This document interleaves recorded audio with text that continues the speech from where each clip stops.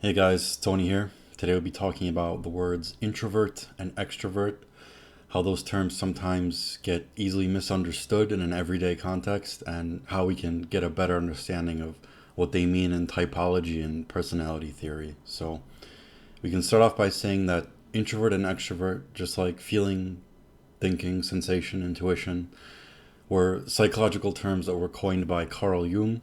And an introvert, it's generally defined as someone who's shy and reticent, whereas an extrovert is typically someone who's outgoing, a socially confident person.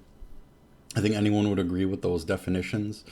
And there's a problem that sometimes comes up when we go off of the stereotypes that are associated with those words, especially for extroverts and extroversion. As you can see in this image, extroverts can be seen as loud, obnoxious, noisy people that tend to interrupt others, and that's generally seen as much worse than, the stereotypes that are associated with being an introvert, someone who's deliberately shy, silent or shy. And with extroverts, it's so bad that in a modern context, the term it has this negative connotation to it nowadays. So many people associate extroversion with rudeness or just straight up refuse to be associated with that term. And in reality, there are introverts out there who can be extremely rude and obnoxious and cut you off in a conversation. And there are extroverts who are really laid back and easygoing. So, to get a better understanding of what Jung was getting at with these two terms, let's go ahead and break down the etymological roots of the words. So, as you can see, the term introvert can be split and dissected into two main parts. The first part coming from the Latin intro or inner, and vert coming from the verb vertere, to change, to turn, to pend, much like the four seasons turn or change from one into the other. And of course, we have the counterpart, extrovert, which bears the same definition apart from the prefix extro, a variant of the word extra, meaning outer or outwards.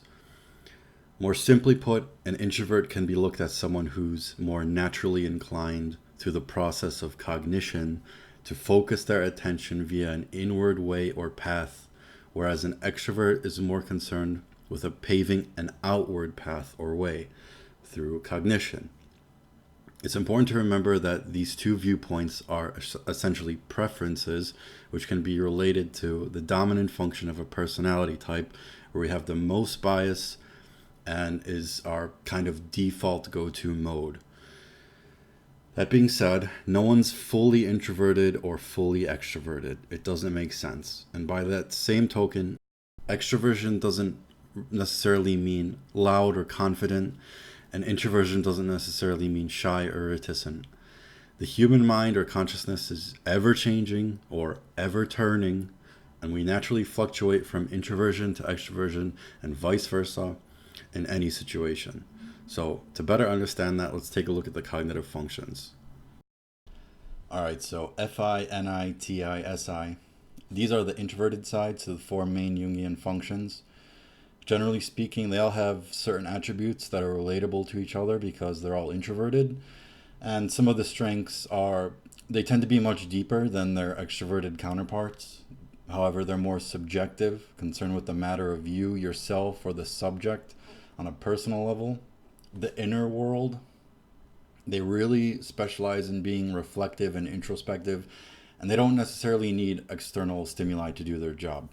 They really just want to manifest and stay inside you and, internally. Some of the weaknesses are because they're deep and contemplative, they can have trouble with outward expression, especially through words, speech, action. And the other thing is endless loops. They can seemingly go on forever and ever without reaching conclusions, and they sort of rely on the extroverted functions for that.